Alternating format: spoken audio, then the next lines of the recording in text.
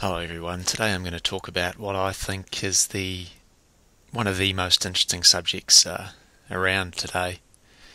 I'm sure that after you listen to me speak, you will quite possibly think the same as well. Anyway, what I'm going to talk about is weather systems in Canterbury, and specifically Canterbury and Central Otago.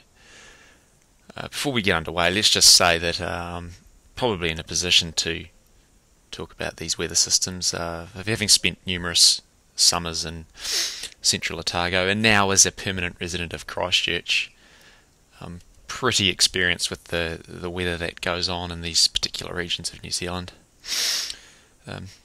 Anyway, the defining feature of these regions is the continental climate that we experience. And what a continental climate is it's a climate that's affected generally by large pieces of land, and in this case it's the Southern Alps of New Zealand. Wonderful range, absolutely fantastic range. My favourite range. I prefer it much more than the Himalayas or the Andes.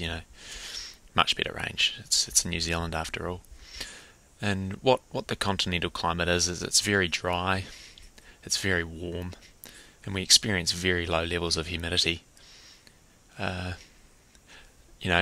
In Christchurch we on a typical hot day we're about 30 to 40% humidity, whereas in Auckland, a much more tropical part of the country, is 70-80%. So that just further proves Canterbury's continental climate status.